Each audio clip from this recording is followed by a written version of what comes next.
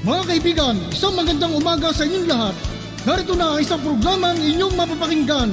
Hatid sa inyo ni Mel Elizalde, batikang broadcast journalist, sa kanyang pagtalakay sa mga napapanahong balita sa loob at labas ng ating bansa. Gayon din sa pagbibigay ng mga kalaman na kanyang tinipon tungkol sa kalusugan, ekonomiya, agrikultura, pangkabuhayan, politika at ang sitwasyon sa katahimikan ng bansa. At ngayon, narito na ang guro ng palatuntunan, Mel Elizalde.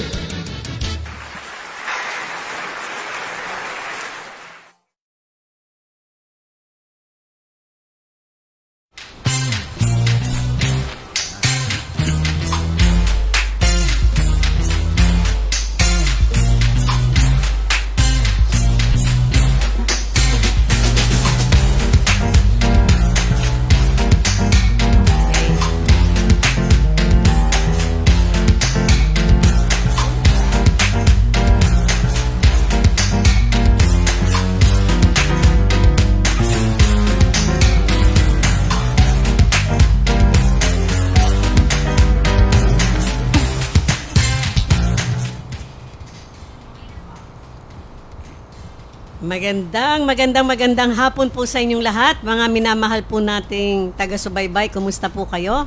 At welcome po dito sa ating programang Kadiskarte with your Kadiskarte Mel Elizalde. At this time po ay kapalad na naman tayong makasama ang ating magiting at brilliant na executive assistant ng Elizalde Broadcasting, si Mr. Chot Velasquez. Wow, welcome. Marami. Palakpakan naman ako. Okay. Palakpakan, di ba? Okay. Nakakalula yung pagpapakilala mo Bakit? sa akin. Totoo naman yun. That's why itong ating ang ating opisina is really very, very mapalad, no? We are lucky to have you kasi nakikita ho natin na meron na tayong patutunguhan kasi alam niyo kailangan natin ng isang katulad ni Mr. Chot. Wow. Yeah, Palakpakan natin yan. Tawa din tayo. Pero, Tita Mel, I think yung ating topic ngayon ay seryoso, no? Oo. So, pag-usapan natin. Ano ba yung ating topic? Ano ba yung topic natin? Nasaan yung yung title? Line title. Ayun, deposito sa Land Bank Isalba versus Maharlika Fund. Yun. Naku. Bakit ba, Tita? Paano ba isasalba? Pag-withdraw ba yung Oo, yun ang matindi. Pagka nagka-withdrawhan dyan ng lahat, di ba? Parang ina-advocate sila yung mga depositors na na i-withdraw yung kanilang mga pera.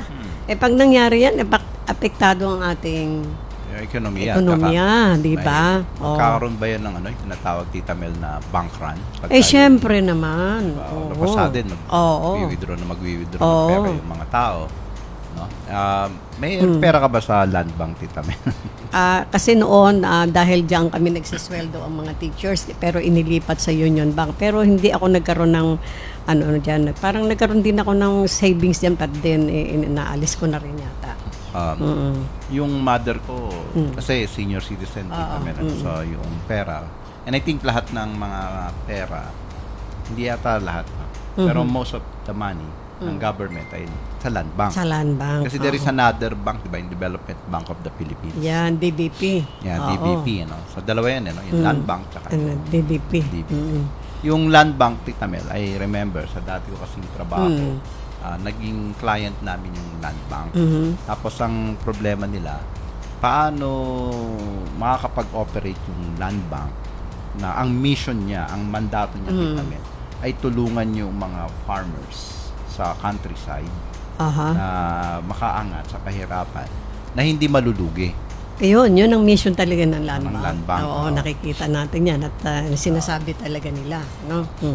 Pero yun nga, and I think yun yung understanding ko. Pero hindi ako kasi involved mismo doon sa may team. Kaya hindi ko alam paano yung naging development. But anyway, I think in a sense, dahil yung pera ng gobyerno as a land bank, stable yung land bank. May pera siya. Pero pagka nagka-withdrawhan, yun nga, Tita Mel, ano yung magiging implication. Tapos, meron bang talagang foundation? May basihan ba talaga yung fear, no? Kasi nga, deposito sa land bank, Salva versus Maharlika Fund.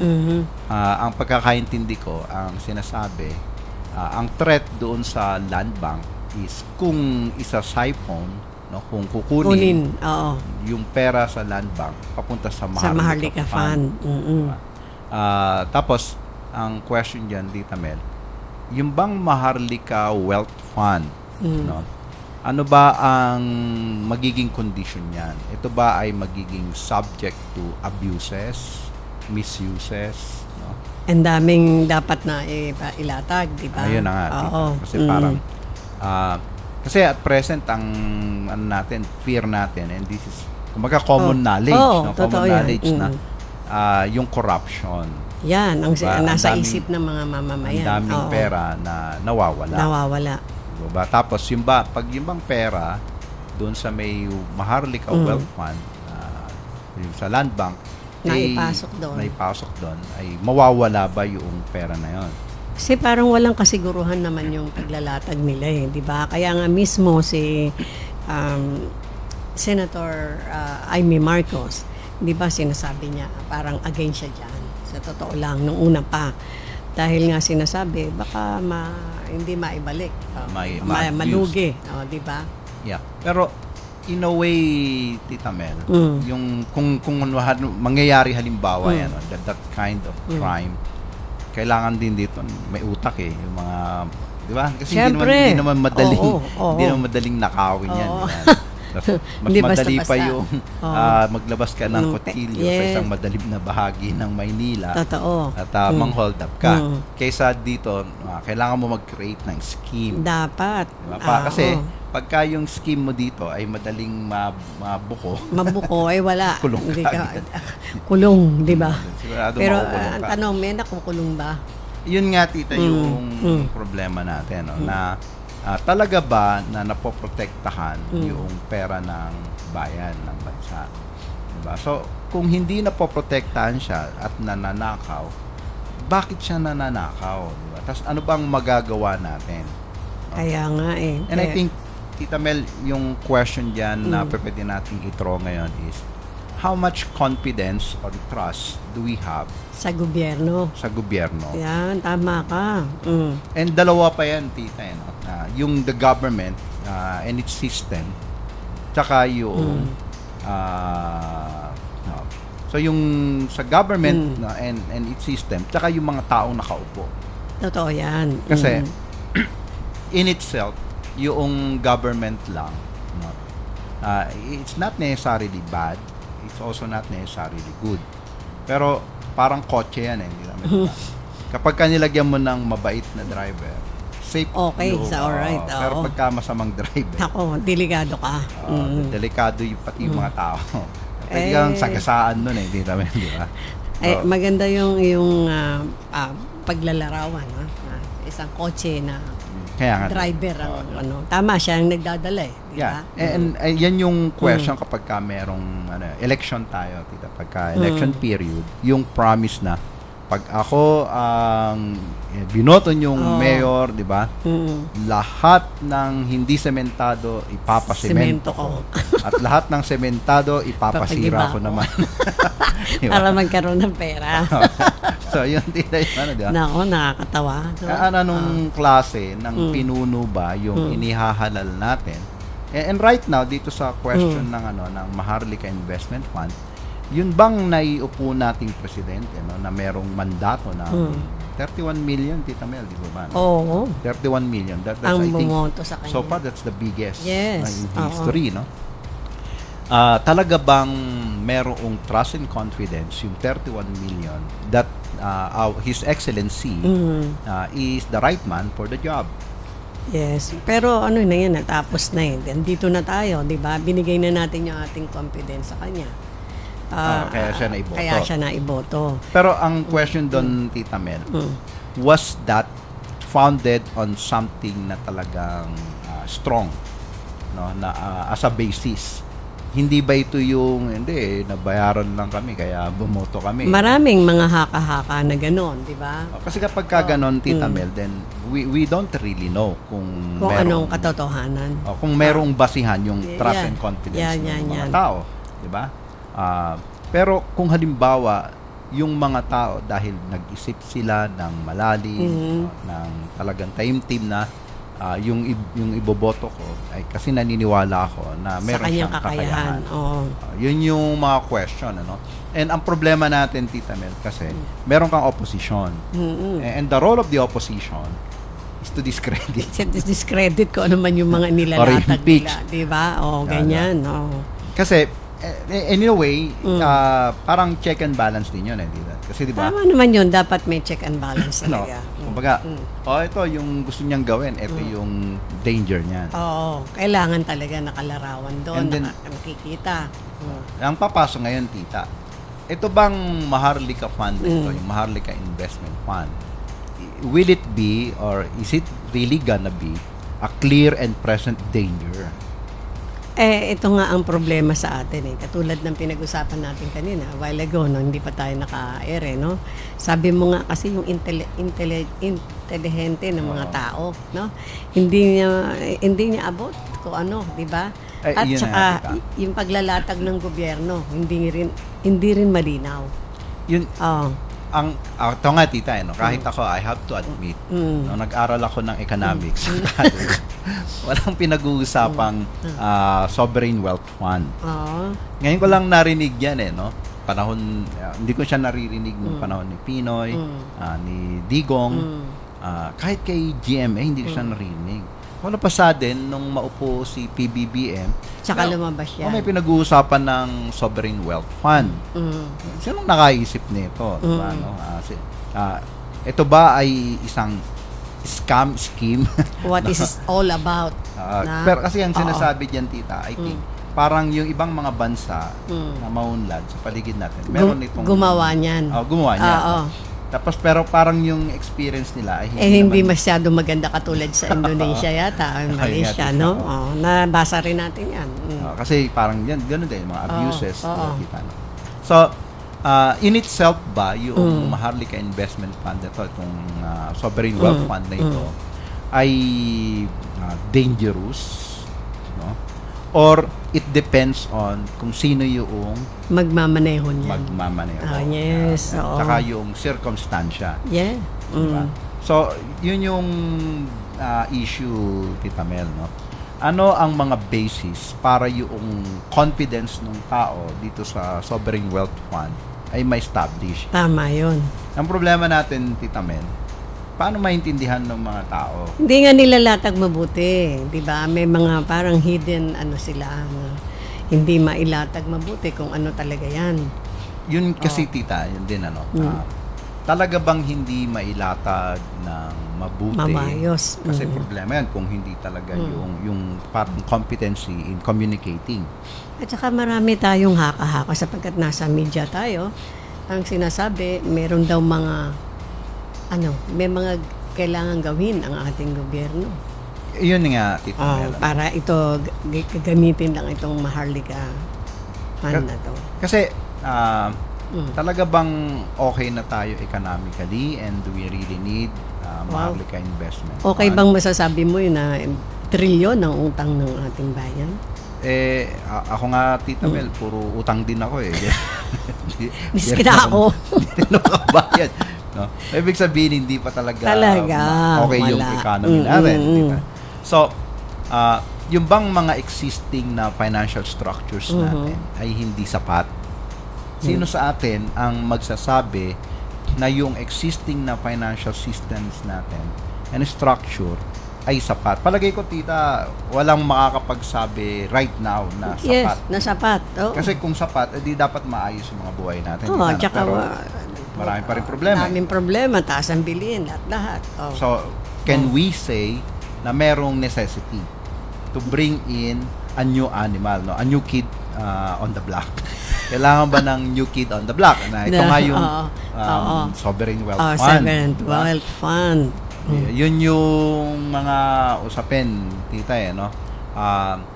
Parang pwede nating ibalik uli kasi na merong bang foundation talaga na para magtiwala yung mga tao sa capacity ng ating incumbent president, who is Yes. no other than His President. Excellency, di ba? Oo. Si PBBM.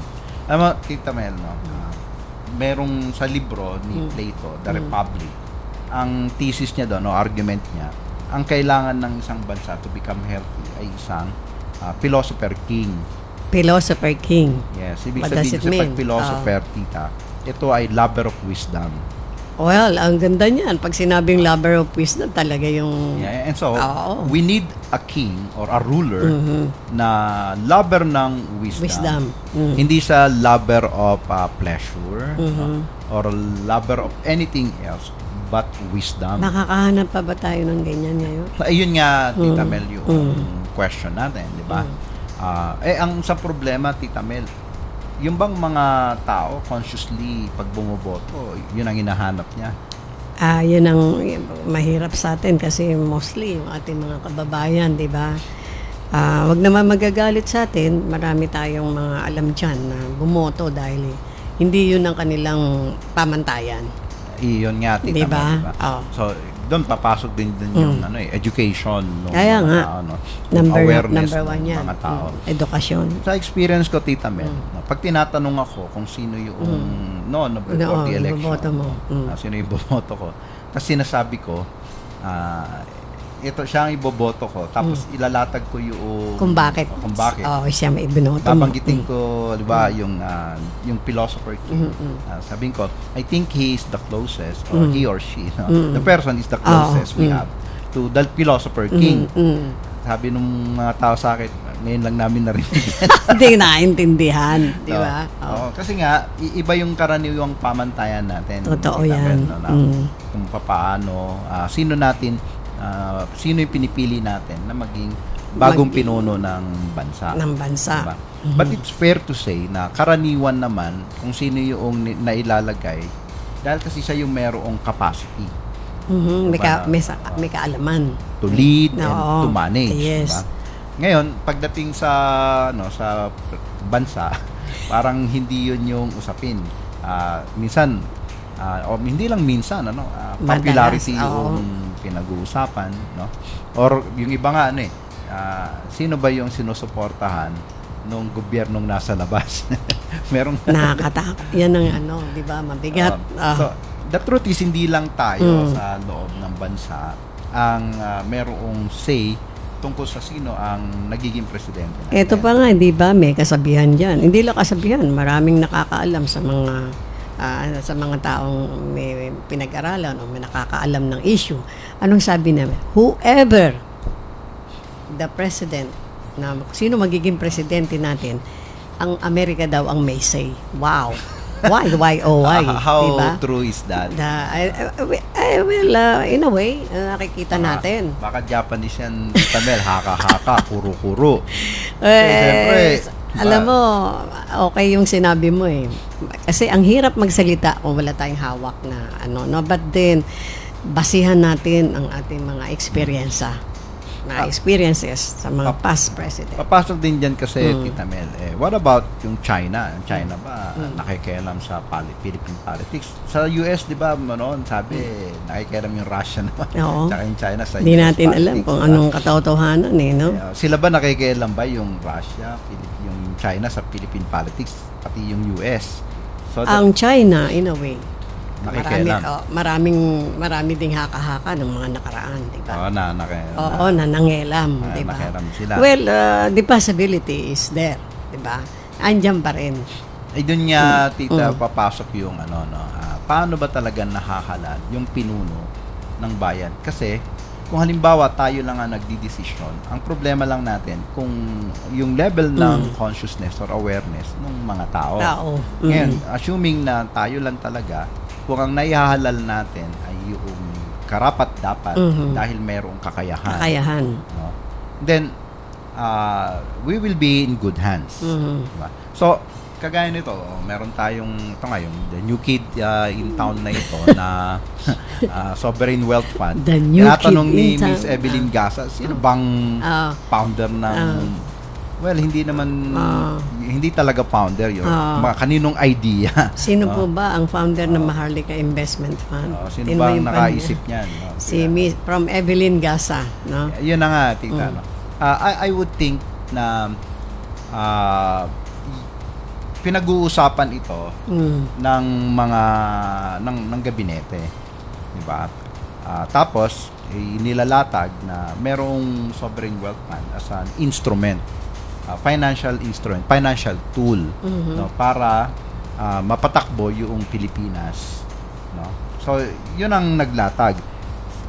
Hindi ko masabi kung ito ay idea ni PBBM mismo kasi hindi naman sinasabi na ito, this is my brainchild. Oo, wala Wala naman naman siyang sinasabi nilalatag naman, na oo. ganun eh. At wala rin naman nagsasabi na ako si Jokno ang di ba? Wala nagsasabing ganon.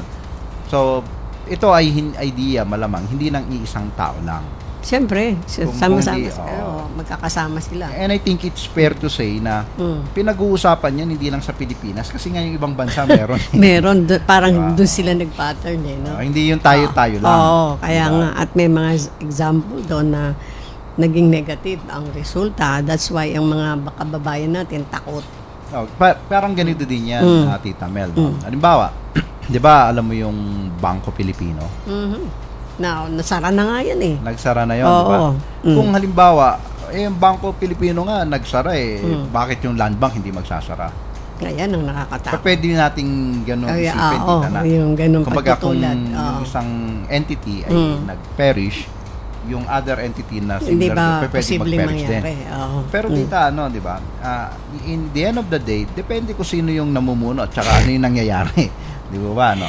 Ay, nako. So parang pwede din na sabihin na baka ang usapin talaga dito sa Maharlika Investment Fund ay sino ang magmamanage? Capable ba? Parang sa crime kasi yung Oo. pinag-usapan krimen yan. Oo, sino yung kung nanakawin, ano, di ba? Tsaka yung mga accomplices. Ang Yeah, nakita, oo. meron bang opportunity, may motibo, Yan. at merong capacity Oo. to commit the crime, Mhm. di ba? Kung ang ilalagay ng mga tao ay merong motive para magnakawin yung fund, Tsaka yung background, titignan. Diba? ang minsan dito, yun nga, yung character, di ba? Oo. Usapin ng character. Mm-mm. Tapos minsan kung gusto naman mabuti yung intention, mahina naman yung kokote. Yun ang mahirap, Hindi diba? ma-manage ng tama. Oo. Yung Pero mismanagement. minsan naman, sumobra naman ng brilliant ng Magaling economist magnakaw. kuno-kuno.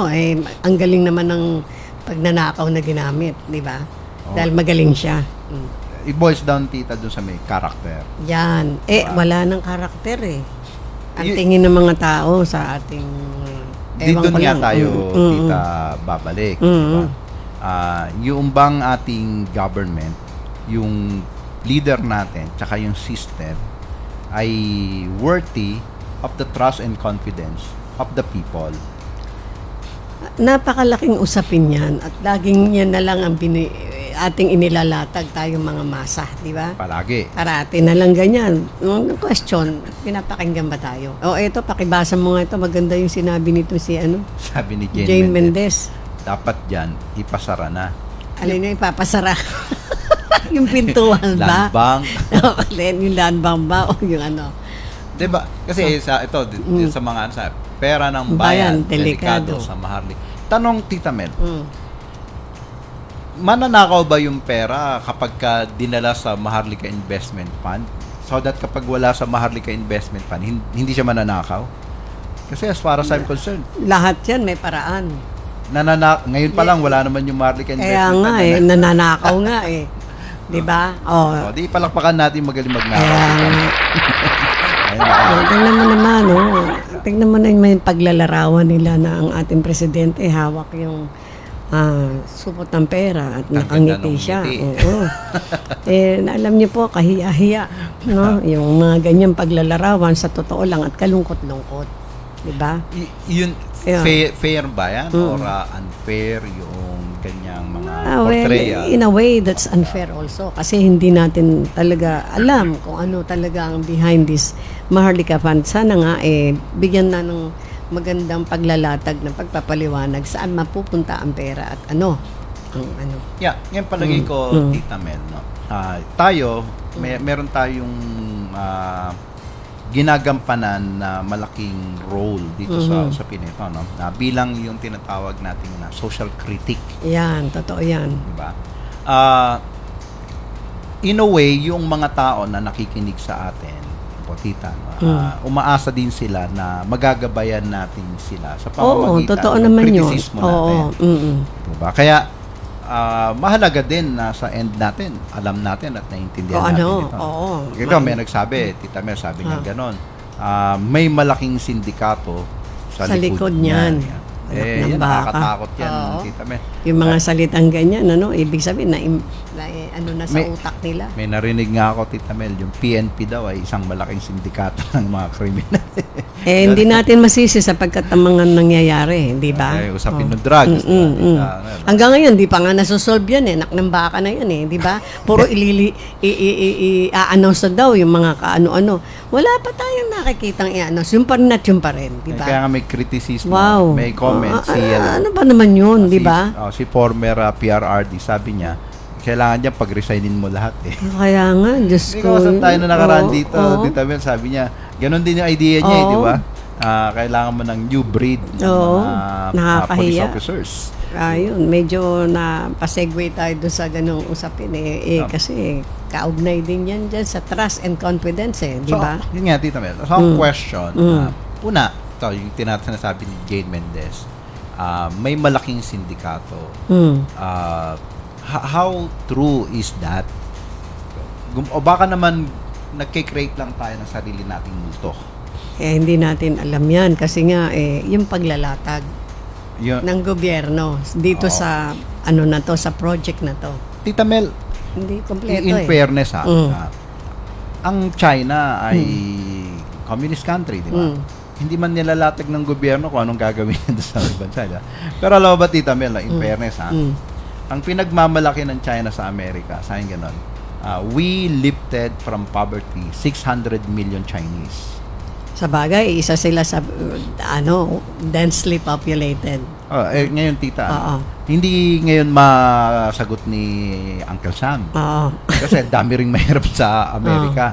Ay, sinabi mo. Tsaka yung performance niya, sinasabi niya, you accused us, no, as dictator, communist, but we lifted out of poverty 600 million Chinese. Well, maganda pakinggan yan. Yun, Tita, At saka nga sa totohanan. ang point doon, Tita, ito hindi nila nilalatag. Ito yung plano namin, aprubahan nyo. Pag di nyo inaprubahan, di namin gagawin. Kasi sabi nila, ito yung gagawin namin, sumunod ka. Pag hindi, patay ka. Ganun sila no? Sa China. Ang usapan, ang point, Tita Mel, is kailangan ba mailatag muna ng gobyerno na clear-cut sa atin yung plano tungkol doon sa Maharlika Investment Fund na ito at aprubahan muna natin, magbigay tayo ng thumbs up bago ito maisulong, no? At yun ang magiging basihan para masabi na ito ay sa ikabubuti ng bayan. Well, in a way, I think is the best solusyon. Nangunguna na ang ating mga mambabatas sa Senado, di ba? Ayun na nga, Tita. Patulong natin sila at yun nga, para saan pa nandyan sila. Yeah. So, yung kritisismo, I think, there has to be enough criticism and it has to be thorough na Yes, criticism. Not necessarily destructive. It can also Talaga, be constructive. totoo. Huwag naman puro destructive, di ba? Oo. Yung sufficient na criticism. So that, Tita, kung ito ay ginto, na pagka dinarang mo sa apoy, ang mangyayari lang, kikinang. Oo. Matutunaw siya, pero Okay, kikinang kinang siya. yan. Oo. Hindi siya magiging abo. Oo. Diba? It will not perish. Kundi it will come out shining. So, idarang itong Maharlika Investment Fund na ito sa criticism. Sa criticism para malaman natin. Kaya yung question nga din, Tita, ano yung quality ng criticisms natin na naibibigay? Kasi kung tingin ko, no, in fairness, no, kung fear lang yung i-inject natin na baka mawala yung... Walang basehan. Oo. Tita Mel, bakit hindi mawawala kapag nasa bangko sa yung pera, di ba? Kung talagang nanakawin lang. Diyos mio. Magkikreate ka pa ng Oo, panibagong oo. system. Di ba? Pag nasa land bank, hindi pa mananakaw. Dapat yung basihan ng ating i-criticize. Oh, Tita Mel, di ba noon nga, panahon ni Napoles, wala namang Maharlika Investment Kaya Fund, nga, pero ba't nanakaw. milyones? Oo, di ba? Hindi lang milyones, Tita Mel. Bilyones. Pa, Hanggang diba? ngayon. Diba? Ay, yung mga Hindi naman number one nabawi. dyan nakaano pa Sila pa ngayon ang nangunguna. Wow. Kaya nga, Tita, di ba? Hindi, not the thing in itself, ang pwede natin o maging sapat na basis natin, no, para isipin na masama o mawawala yung pera na nakawin lang. No, Ito Tita, yung no? taga Oo. sagutin ba natin? Pwede tanungin natin kung ano. Pero mag-break pa tayo? Hindi. May tawag tayo from Florida Lemon. I think, taga ibang bansa ito di ba? Hindi. Ano? Siya Sino to? si Bro Mario, Sino? si Mr. Love. Siya pa yun. Masarap ng baka. Huwag ka nang tumawag, mag-text ka na lang. Di ba? Baka may sasabihin si Bro may Mario. sasabihin ba kayo, sir? Ano ba yan? Nawala. Akala ko kung sino ba yung Florida. May tanong dito, si Jeff Castro sabi niya, watching from Pampanga, Bulacan, sabi niya, ano po ba ang action ng government dito hinggil sa usaping Maharlika Investment Fund? No? Sino may fund niya? Sabi niya, pag-usapang pera talaga, maraming nasisilaw. No? Tapos meron pang sabi niya gano'n, Tita, no?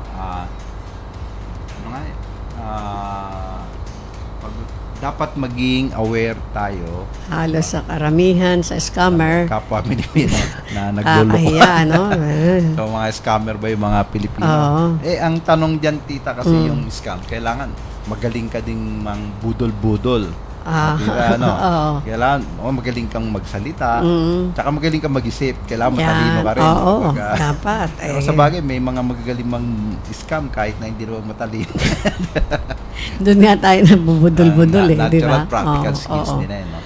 Pero ito yung, I think, we really have to be straightforward dito, no? Yung bang fear natin, Tita, na about dito sa Sovereign Wealth Fund or Maharlika Investment Fund, ay talagang sufficiently founded. Talaga bang meron tayong dapat ikatakot?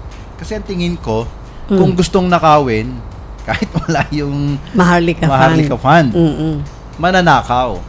Pero ang tanong, ano naman ang advantage ng Maharlika Fund? And I think ito ay titignan din natin yung positive nila, di ba? Tita, time na raw tayo Tapos na ba yung oras natin? Tapos na ba oras?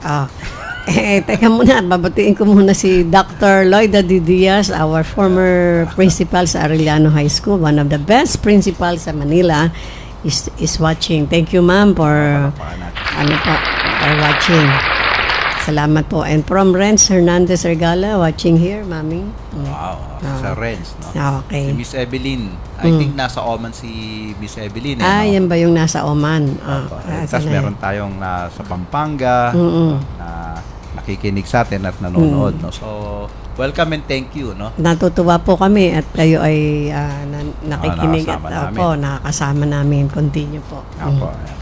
And I think wala na tayong oras. Oo po, kasi kasi naman dito natin. Pero yung pinag-usapan ho dito sa sinasabi deposito sa Land Bank, Isalba versus Maharlika Fund. Kaya nga nag-rally sila at ang sabi i-withdraw na raw ang mga kaperahan doon. That definitely is bad. Hindi po maganda yon kasi tayo rin ang mapipinahan niya ng ating ekonomiya. Huwag po natin gawin yan. Pag-aralan pa muna natin pong mabuti, no? Ako tingin ko, Tita Mel, wala talagang sufficient na foundation yung fear natin. Yung basihan natin. Kasi kung talagang nanakawin yung pera ng kahit bayan, hindi sa Maharlika Fund kahit wala yan. Ngayon, kung may ibang mga bansa ay nag-venture sila dyan, baka meron talagang something na potential, no? Ginawa yung mga nila, officials nila. Tita, na raw talaga tayo? Sige po, hanggang sa muli, and don't forget to like us, follow us, and subscribe us sa ating pong YouTube channel and Facebook channel sa Elizalde Broadcasting. O Sir Chot, ano ka na? Maraming salamat sa opportunity to be with you again, Opo, Tita Mel. thank you too. Magandang hapon sa ating mga kababayan. Okay, don't forget, we always say, we love you all. Bye-bye.